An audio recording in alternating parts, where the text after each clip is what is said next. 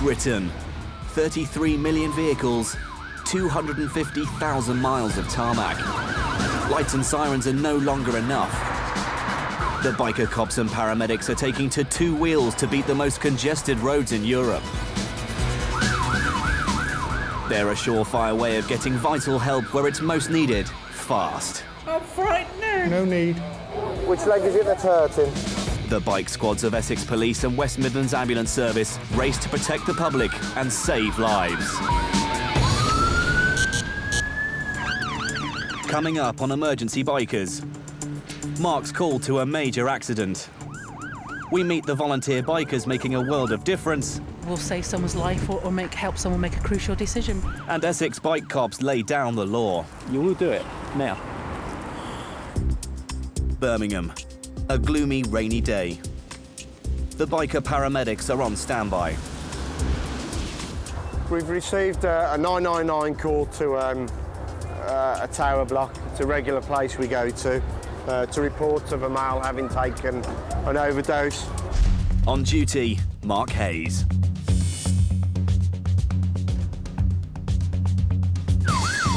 The Birmingham biker paramedics race to any emergency within an 8-mile radius of the city centre on their Yamaha FJR 1300s, top speed 145. They carry everything a traditional ambulance carries and are trained to deal with anything.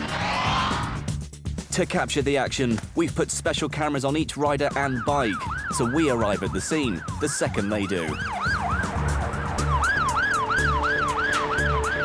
It's a 2-mile dash across the city to the emergency call.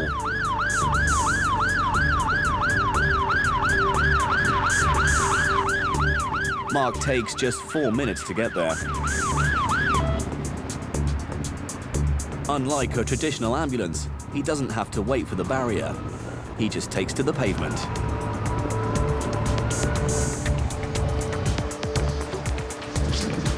Thank you very much.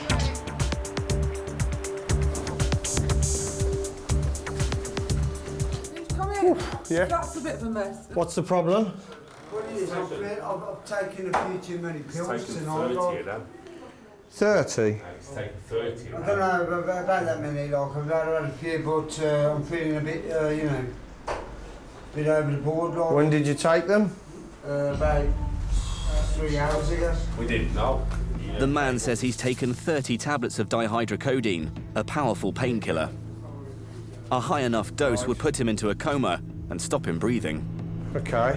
Well, Have you vomited at all? felt sick. Yeah, I've been sick as well. Right, how long after taking the tablets were you sick? About 10 minutes. And in that vomit, did you notice any of the pills in the vomit? No, no. Right, how much alcohol have you had? Drank a whole bottle of cider. 2 pints or 3 today. So, whose tablets are these then? Don't know. I found them. Like. You found them? Yeah. So I don't know what they are. You know. Okay. Well, you're going to have... Did one. You're going to have to go to hospital, you do realise, don't you? Yeah, I know. Those Well, are... I'm all right, man. Yeah, those are quite strong painkillers. Are they? Yeah. So we need to get you assessed, don't we? Yeah. You might not, Yeah. you might not think. Do it then. Don't do that. I've been like a what, man? Who? Who's been cheeky? Who's been cheeky? You been cheeky? I'm here to help you, mate. We're asking you for help or something. We've been called here because you've taken an overdose. Not by me, mate. Listen. Don't take me then. Listen, nobody's taking the mickey. Take me then. Oi, listen, mate. I'm here to help you. There's no need to be aggressive. I'm going to be aggressive. There's no need to. I'm here to help Don't you. worry about that. I'm not worried, mate. I'm not worried about it. I'm here to help you. There's no need to be like. I have a reason to take the off you. I'm here to help you. Off then. Just listen to what I've got to... Night, yeah? I said I'll come with you. Just- Well, I'm normal, mate. You get me? 201. I'm going on to mum and Yeah, can we ask police for immediate response, please? This gentleman's been aggressive and abusive. He's taken an overdose. He's been quite threatening. Received. Just about to start some observations. Next minute, he's been aggressive. But this is typical of what we face on a daily basis. You're going to calm down then, yeah? You're going to be nice then, yeah? All right, don't look so worried, I'm yeah? not worried, man. I'm watching you, man. What are you doing? I could do with taking a spot of blood out the end of your finger. Something wrong with me, no? I haven't got to prove anything. All I want to do is make sure you're okay. All right. Do you mind which finger I take the blood out of? I didn't look for help. That one if you can. No. Sharp scratch, 1, 2, 3.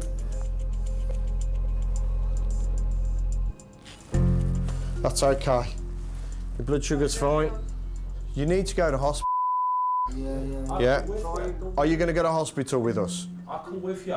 Yeah. You got me? Yeah, come on. Promise me you'll You behave. go with him, Jason. Yeah. Promise me you'll behave. Yeah, I will. Right. Sit tight then and we'll sort out some transport.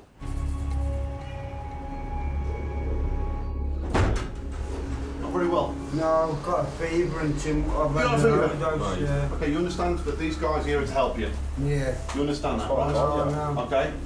Now, ideally, I don't want these getting hurt, and I don't want you getting hurt. You understand that? Yeah, I know. We've got an ambulance coming. Okay. We're going to be taking you to hospital. Okay. I'll come with you. I want me to come. All right, I know that, Have yeah. you got the gentleman's details, everything that you need? Yeah. You're happy with that? All right. Yeah. Get it set again. Thank you. Is the vehicle just pulling up? What are you going to nick before? I ain't nicking you, Chief. I'm making sure you're all right. I'm all right. That's all right. I don't want you getting upset. That's what I'm here for. Let's go. You see me getting upset? I would suggest that probably 30 of those tablets, 3 hours prior to our arrival, with a couple of litres of cider, I don't really think he would have been sat up talking to us. Any minute now, he's going to lunge for us. We're going to end up on the floor. It was as if he just wanted a fight. He wanted to be argumentative. This is what we have to put up with. And at the end of the day, we're in a caring profession. We don't get paid to be abused, spat, punched. And it's a sad time we live in. Birmingham city centre. A call's just come in. A 90-year-old woman has been found on the floor of her home. On duty, biker paramedic Steve Harris.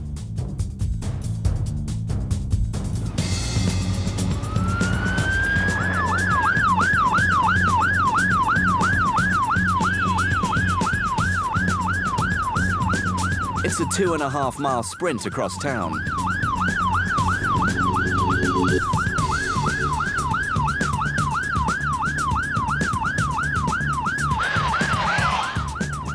Five minutes later, Steve's arrived.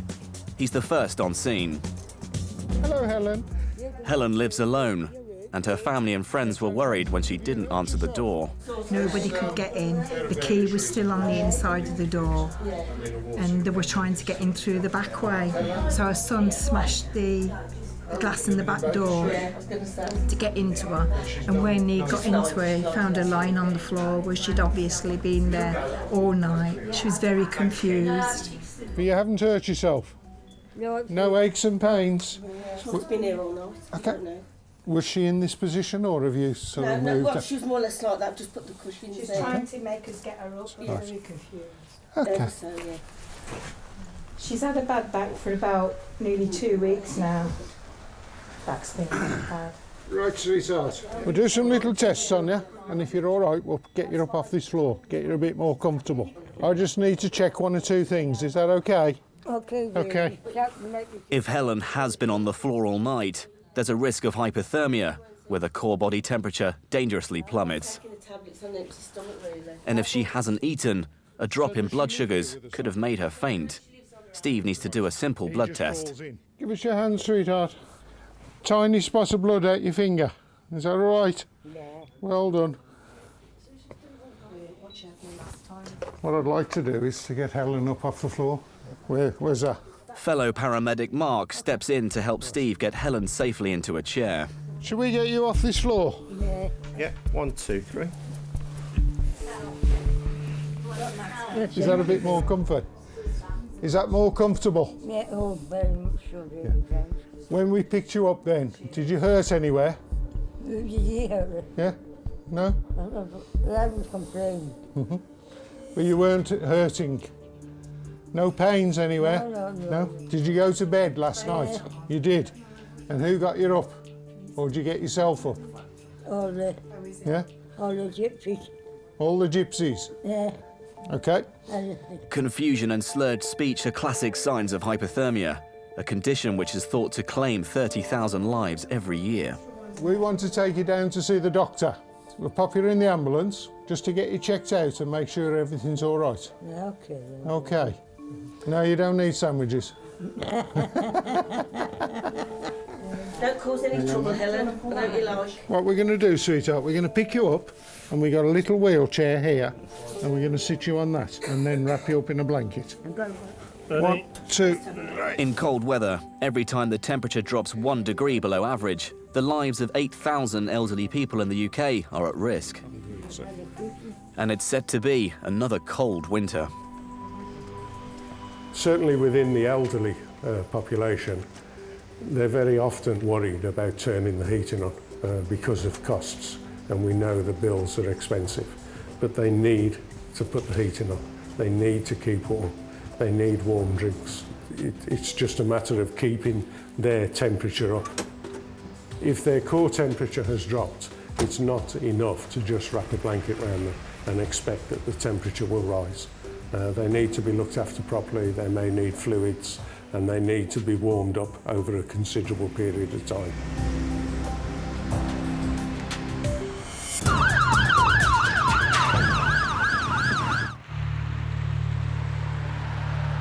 Essex, early morning.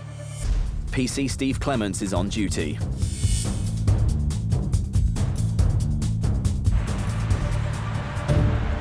Today, Clem is part of Operation Christmas, targeting motorists around the Christmas shopping hotspot, Lakeside Retail Park. His eagle eyes are on the lookout for speeders, mobile phone users, and non-roadworthy vehicles which may be endangering law-abiding drivers on the roads.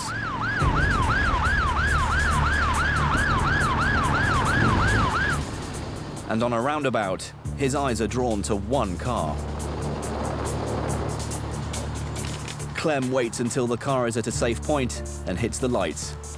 I require you to stop. I require you to stop, that's why my lights are on. Okay. Yeah, if you go into there.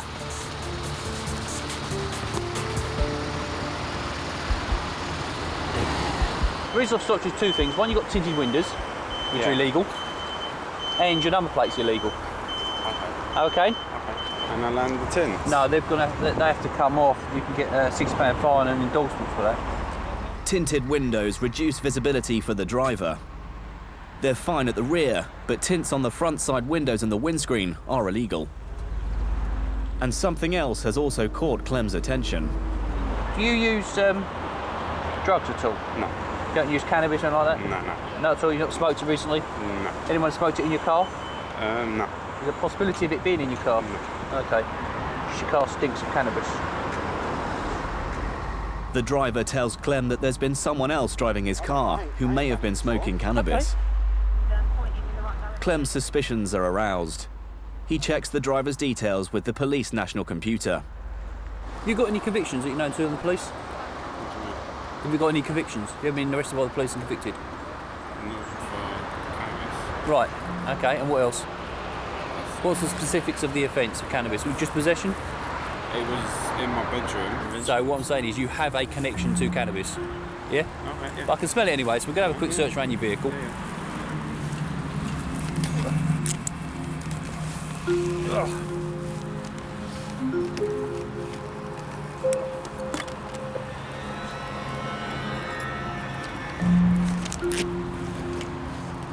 Right, I'm going to search it under the Misuse of Drugs Act, okay? PC Mick Wills has arrived to back up Clem. You stay with my colleague here and I'll have a look around your car. Have you got anything on yourself either? Because there is a, you give it up before we start. Okay? Alright, let's have a quick look around in. Clem knows all the usual hiding places. Do you have a lot of problems with the fuses on this car? Do you have a problem with the fuses on this car? They go a lot. Yeah. I just know there's a lot of damage to your fuse box. Is there? Yeah. What do you mean damage? Constantly open it. It's a nice little hiding place for cannabis. It's far more excessive than normal use for a car. Is this your jacket? Yeah. with the doors getting open, it is getting faint to the smell, so it does sound what you've said. I can't find anything today. But there's no cannabis in this car, and Clem's ready to let this man go shopping. Just here. Right, that's me. I've just searched the car in the section, the Misuse of Drugs Act. You know, I haven't found anything, but I'm PC Clements, and that's from my motorcycle unit of Essex Police. Okay, so this will be a record I've stopped you today. So if you keep that one, What's that? this is a fine for the index plates, and you're getting a warning for your tints. Well, I want something for searched. I want something, you just search my car, I want something to prove it, because if I go down the road now and another police stops me, I want a paper to prove it. Right. So I would wait for you. Okay. I would want it. I'll send it to you. You've got to request it now, you can request it in 12 months. I want it now. Okay. You just search my car, yeah, and you're not giving me no proof, you search my car now. Okay. So how do I know you didn't put something in my car, go down the road and I get searched again? I don't know that, do I? Perfectly right. Yeah. While you're doing that, okay. No, perfectly right. It's okay. Yeah. Right. While we're doing that, can you take the tints off the front windows for me, please? I can't. You will do it now. Okay. Take the tints off the front two windows, yeah, while I get the paperwork for you for the search. So you have got it then? No, I'm going to get someone to bring it down. Yeah, have you got one? Yeah, I'm going to... Right, you take the tint off now, okay? Otherwise I'm going to issue you with a prohibition for it, okay? And I'll prohibit this vehicle... Take it off. Just peel it off. It's sticky about plastic. Peel it off. You can peel it off. I've done this plenty of times. I don't mind you peeling it off. No, I can't peel it off. It's your car, I'm not going to damage it. I can't peel it off. Why? Is it not your vehicle? Of course it's my vehicle. So why can't you take the tint off then? Why can't I just go Roadside? No, why can't you take the tint off? You need to take the tint off, okay? Mick, could you ask them to bring the tint man down? And have you got another clamp? You still got the clamp? Yeah. I'm just going to do the window. Okay. I'll fill the search paperwork out. Just see if they're using it. Yeah, I didn't have it. My colleague just had one. But the man has more to say.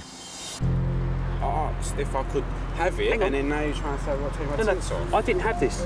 You I didn't have this warning for the tints, so warning. No, for so the now weapon. I'm going to go home and do it in my own time. No, now. you're doing it now. But it don't make sense. You just issue more warning just because I asked to have a paper because you searched my car. You decide to go take your tints off. Right. Why? But you're going to be here for a while I fill this out, so you can take the tints off. Why? You will take the tints off. I can't take them off. It just peels off. This window don't open. How am I going to take this one off? It just peels off. All right, you'll take it off. Window don't open. You can't take them off. Take the other one off then. Take the other one off then. Go and start taking that off. You can't, they don't come off. I don't know how to do it. It's professionally done. I don't know, I ain't done it before. Okay. So, you going to peel it off? I can't peel it off. Okay. I don't know how to peel it off. That's okay.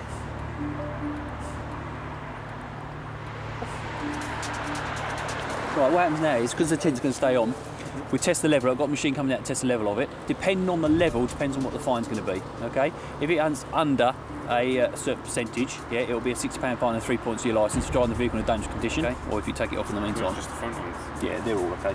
You just can't have it on the front ones. Or you take it off in the meantime. They don't come off. I'm not allowed, because obviously how this gentleman's behaving, I have to protect myself, is that he can go away and say, I damaged his windows when I showed him how to take it off, yeah? All right? So if we can get that tint off of that side, I'll give you a VDRS for this side. All right, so we get it sorted. Once it becomes clear that the only way this couple are going to get to the shops is by removing the tints, the man's girlfriend decides to help out. He's got screwdrivers in the boot. You just need to start it. You just need to start it. Sorry? I will do it. Not be rude, but this lady seems a little bit more non-biased between. She can listen to what I'm saying, right? If you let, I'll speak to her. If we can take this one off, yeah, I can issue a VDRS to get the other one fixed, right? Okay. Okay, but we need to at least show me that you're going to take one off. I'll give you a VDRS for the other side, which is a vehicle defect report, which means you take it off and then take it to an MOT and they'll sign it and say, yes, you've done it. And there won't be any prosecution on that. So if I take that off, I can go? Yeah. Yes, that's what we're saying. And you don't get points? I'm going to take it off. Well, you Finally, after 45 minutes and the threat of clamping, points and a hefty fine, the penny finally drops. if you stop just there, you see the difference in it? Yeah. That's letting 70% of light in, yeah? It's okay, it's the available light we got today, it's quite good, but as soon as it's night time, yeah, it's not. And that's what that is the maximum it can be tinted to, that there.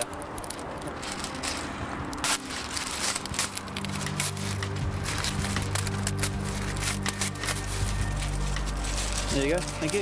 I'll take that boy, get rid of it. So, get the tint taken off, and that'll be it. All right, then. Okay. I think he was just a bit upset because he's on his way shopping and he gets stopped by the police. He everyone thinks that they've got the right to do what they like. However, we've got to comply with personal law. I think it's a big waste of time. Come Lakeside to do some shopping, and just made off pill one of my tints, not even both of them. And I'm just pissed off, really. I've got to take it off, or it's just going to be more problems for me. I already wasted an hour or something of my time just for one tint. It takes a lot to sort of wind me up with the public. It's hard to explain. There is an old adage: you can accuse a man of murder, but tell him his driving's bad, and he'll kick off. The life of a motorbike cop is a stressful one. Taking time out is essential. So Clem is doing just that. Today I'm doing my dive leader training for a BZAC, which is the British Sub-Aqua Club. And this is how I relax. I was asked, is it all to do with adrenaline? Is that what it is? I'm an adrenaline junkie because I ride a motorbike and I do diving. But I sort of thought about it and I think, no, it's not that, it's thinking. You can't dive without thinking. If you stop thinking about what you're doing, checking your depth, your gauge, your air and stuff like that, you're going to put yourself in danger. And it's the same with a motorbike. If you stop thinking when you're on a motorbike, that's when things go wrong. I started about 5 years ago with this club. Because it's a club, we have a social life as well. It's not just diving. And this is where you get to relax. I'm not a policeman here. No. We're just all divers together, enjoy ourselves. And once we're in the water, our lives depend on each other. It's a lot of preparation for a short period of time. A bit like motorbike, really. Because you spend all that time getting all your kit on. That's why you only do a short journey. But you have to put it on, otherwise it hurts. So you can take ages putting this on and spend less time in the water. Policing is stressful, for anybody, and this is a breakaway from it. It's doing something different, and so that's how you cope. I cope with stress, is I do something else that's stressful. I enjoy it, mate. Outdoor swimming in the UK in the middle of November might not be everybody's idea of fun. But at the bottom of this lake in Cambridgeshire, there's plenty for Clem to look at.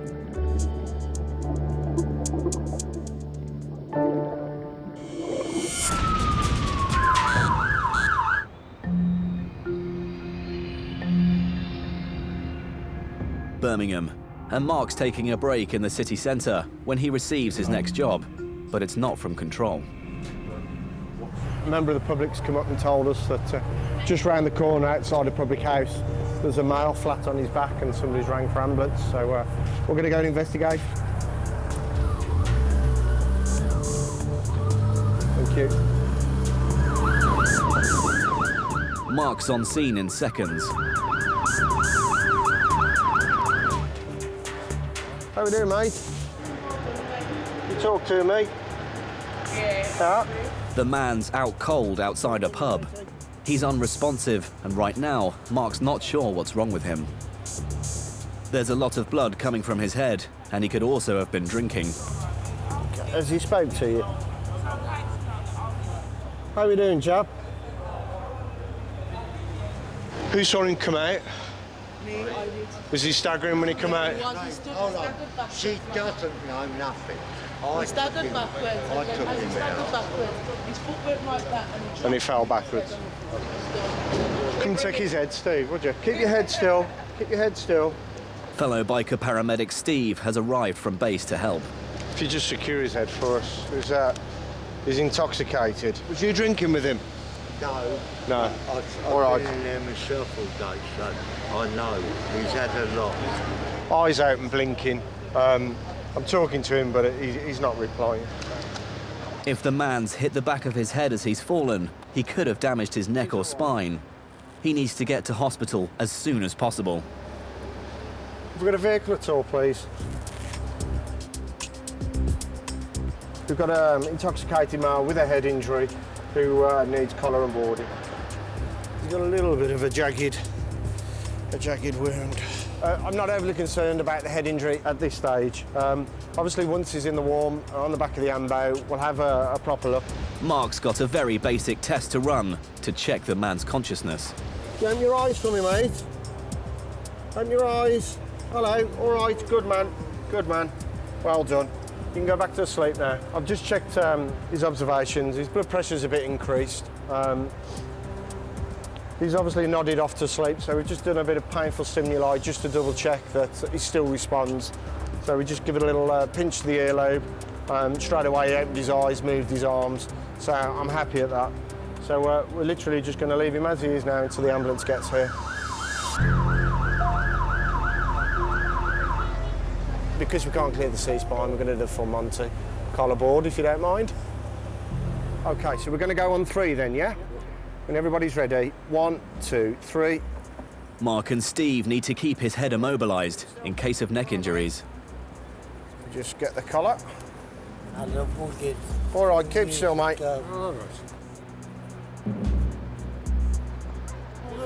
right, nice and still. Don't worry, mate. Where are we going? We're going to take you to hospital, mate. With straps first, please. Got it. Where are we going? We're going to hospital. Popping you to hospital. 1, 2, 3. What are you doing? Taking you to hospital, mate. Thank you. I don't know. It's the ambulance service, we're not police. Yeah? We're just making sure you're all right. You've had a bit of a tumble. I've got hold of the Keep your arms down, mate. Are you allergic to anything? I'm going to kill him. I'm going to kill him. I'm going to kill him. Before you do that, are you allergic to anything? Ma'am, I'm going to kill him, ma'am. I could safely say almost every single day of my working life, there's a job that involves alcohol in one way or another. Fortunately, alcohol, I mean, totally avoidable. Don't need to drink to in excess. It needn't have happened. Are you allergic to anything, mate? Are you allergic to anything? It's really important you tell us if you are allergic to something. We don't want to give you any medication that you're going to get sick from. You love me. You love me, what? Do I love you? I don't know you, mate. You love me. I don't know you. I'll shut the back up and leave you to it. All right. Okay. Are you allergic to anything? Massive implications on the NHS and members of the public, because at the end of the day, we're here dealing with a drink-related incident, and there's jobs out there that need attending to, and at busy times of the year, which is, you know, fastly approaching. We've got winter pressure coming, so the workload increases dramatically. But you know, we can't magically pull ambulances and responders, paramedics out of a magic hat. You know, we still have to cope with that demand. Are you allergic to anything? A huge number of call-outs for the paramedics involve people under the influence of alcohol, and it's affected Mark's own drinking habits. I've got to be honest, it puts me off drinking, seeing the state people are in, you know. I could tell you, I went out to a professional person who was a partner in a business, and it was this time last year. He was intoxicated, he'd vomited, he'd wet himself, and then he wanted to fight us. I mean, this is an intelligent person that's got a business, and alcohol has resorted him to a vomit-plastered, violent person. If that's what drink does to you, me personally, I don't drink to excess. Very, very rarely that I'll drink.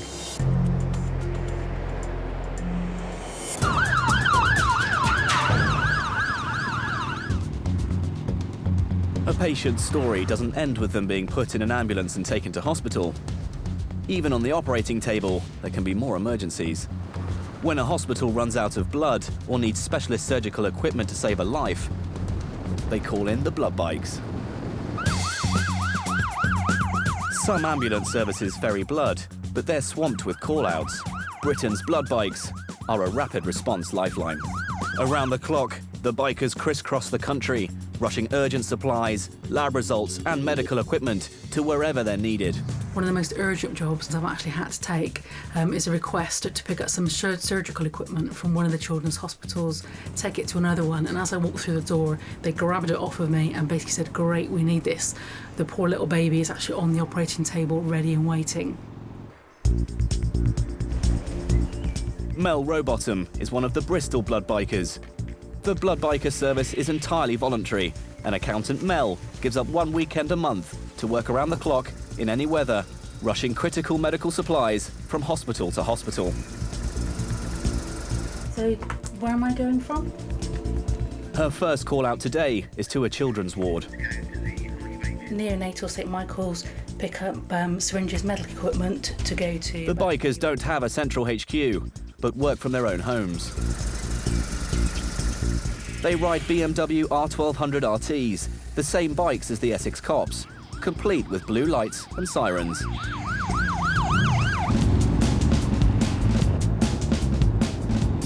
The journey to St Michael's Hospital takes Mel from her home in the suburbs, right into the heart of Bristol. The bikes can cut through the traffic faster than any car or van, essential when delivering urgent blood. This is St Michael's Hospital, so we're going to go in now and find out where the antenatal is and actually go up and actually collect the equipment that we need to take with us down to Bath. The equipment that Mel is here to pick up is needed to treat premature babies. These are the syringes that we had to pick up. But while Mel was inside, she's received a priority job, which she can do on the way to the neonatal unit. Text me to say I've got an urgent job. What I've got to do is go and meet our Severn three-wheelers, which is the other guys up the north of the patch. Do a pickup from them, which needs to go to Frenchay, which is local. And then once we finish Frenchay, we can then go on and go over to Bath to complete the non-urgent job. Blood samples have been taken from a patient in Gloucester, and they need to be rushed to a pathology lab. Frenchay Hospital on the outskirts of Bristol is home to a specialist rapid diagnosis lab, which supports their trauma centre.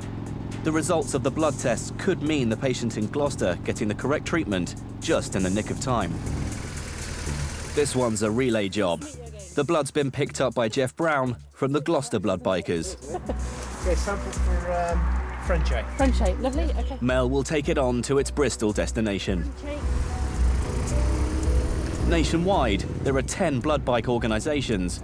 Between them, they operate a crucial service, which not only saves lives, but saves the NHS hundreds of thousands of pounds every year. Civil servant Jeff Brown has been working for the blood bikers for 3 years. We carry mainly blood samples, we carry whole blood, x-rays, hospital equipment. But we're running about 250 jobs a month, and we have 3 bikes on the road all year round. If we weren't providing this service, the NHS would be using taxis. You know, I see it as well, perhaps it's an extra nurse, another piece of hospital equipment, which can only help improve the NHS. And it's the opportunity to put something back into society.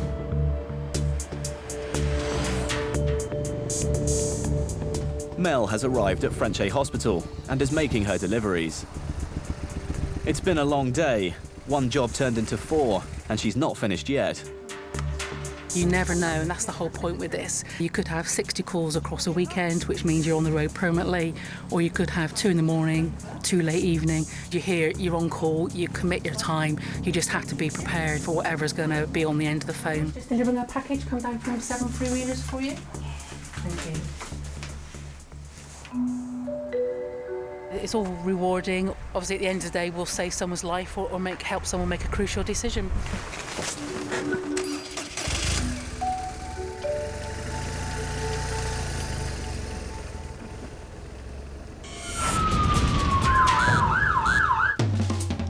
Essex, Biker Cops HQ, and PC John Harmon is getting ready to go on patrol. It's a freezing morning, the sort of icy conditions which would keep most motorcyclists at home. But it won't stop this biker cop from keeping the county's roads safe.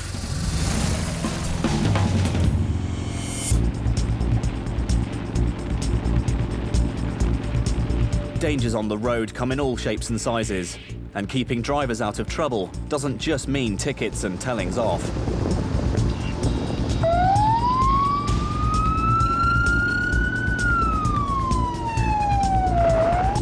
John's come across a car limping along in the live lane of the A13, one of the busiest and deadliest highways in Essex. The driver's got a puncture, but instead of waiting for a recovery vehicle, this knight of the road steps in to the rescue.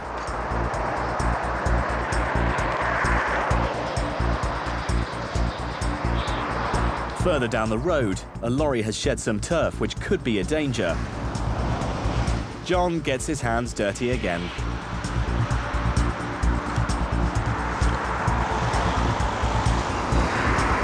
John doesn't always find the problems. Sometimes they come to him.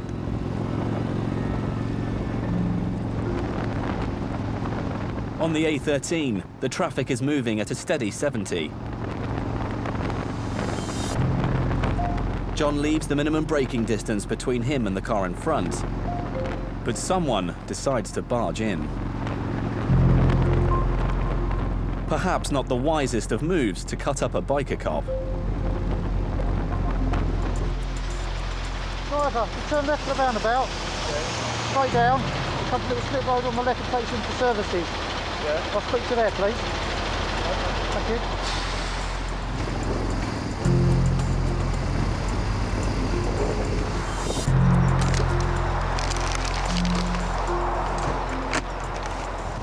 Thank you for stopping. What's the speed limit on the dual carriageway, please? On the A13, yeah? Yeah. 70. Okay, so if I'm doing 70, why are you overtaking me? What you were doing just under 70? No, I'm doing 70, you come past me, and then you forced your way in between me and the black car in front. Those signs there saying the road narrows are about 800 yards back. Yes, they are. So why'd you do it? I'm not being rude to you, but at the end of the day, since the 1st of April this year, we've had 19 people on that road who've either lost their lives or been seriously injured in road accidents. Then I've got you overtaking me when I'm already doing 70, you're coming in front of me, you're leaving less than a bonnet's length of distance between you and the black car in front at 70 miles an hour. What we don't want is you to become a statistic. No, granted. All right? So, all honesty, as it was approaching the road narrowing, I saw you. I knew I was too close. At that point, wasn't a huge amount I could do about it. But I'm not surprised we're having this conversation. So I apologise. Okay, but all we're trying to get across to you is that we don't want you to end up as another statistic. No, or you. I appreciate you've got things in your mind, work-wise, etc. But at the end of the day, please be a little bit more thoughtful of what you're doing. No, of course, I'm sorry. Because that road does take lives. It does, I understand. A stern warning should do the trick. It's this type of driver education which has helped the biker cops cut the number of deaths and serious injuries in Essex by a third.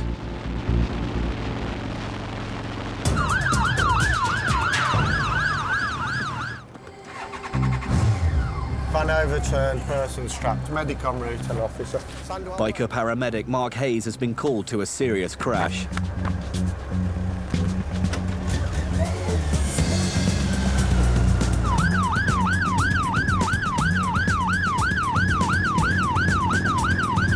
Sprinting through Birmingham's rush hour traffic, he expects the worst.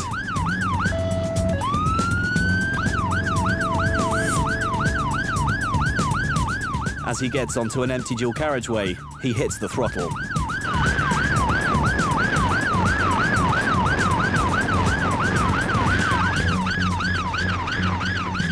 Five minutes later, he arrives at a scene of devastation, crawling with emergency services. Two vans have collided, and one of them is on its side.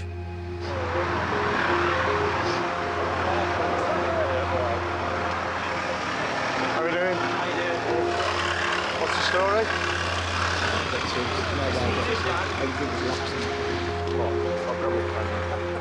The driver's trapped. Firemen are cutting him out.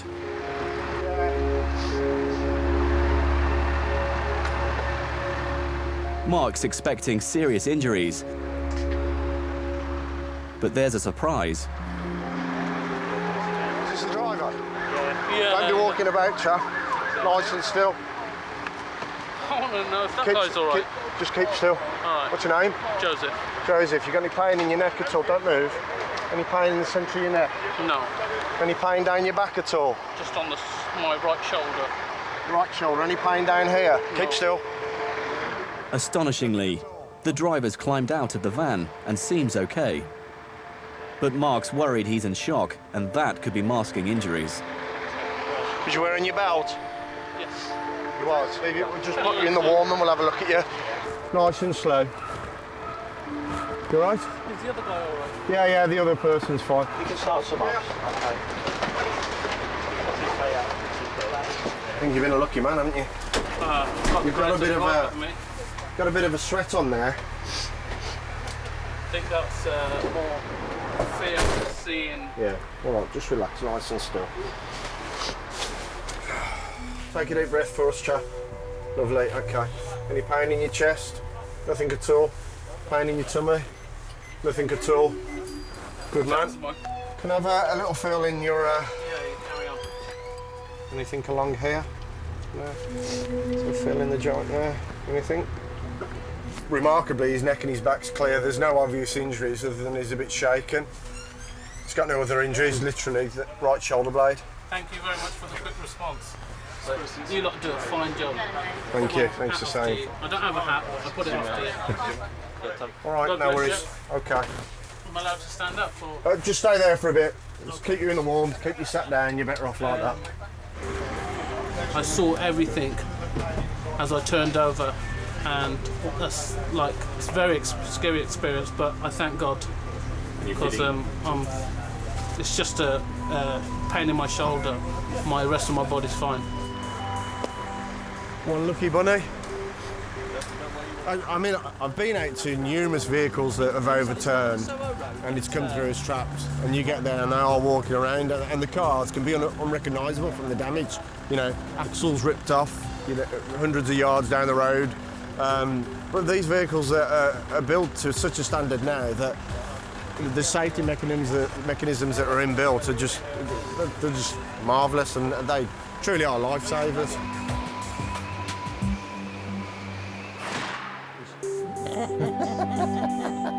Helen, the 90-year-old lady Steve helped, spent a month in hospital, but sadly caught an infection and passed away. Her family were very grateful for Steve's hard work on the day. We couldn't have asked for a better response or a more kinder paramedic than the paramedic who came to Mum's. She had a wonderful, wonderful funeral, and attended by many of her friends and friends who really cared for her. You must be aware that although your mother is getting very old, whether they be 90, 80, you must look after them and take care. She was lovely. She was a lovely person. She really was.